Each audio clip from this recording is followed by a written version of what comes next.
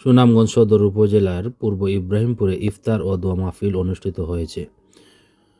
শুক্রবার পবিত্র রমজানের ১৬তম দিনে পূর্ব ইব্রাহিমপুর মসজিদের ঈদগাহ প্রাঙ্গণে পূর্ব ইব্রাহিমপুর ইসলামী যুব সমাজ কল্যাণ সংস্থার উদ্যোগে এ আয়োজন করা হয়।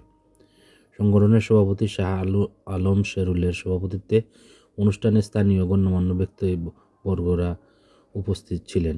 ইফতারের আগে দেশ ও জাতির কল্যাণে কামনায় বিশেষ দোয়া মোনাজাত করা হয়। বিস্তারিত থাকছে ডেস্ক রিপোর্টে।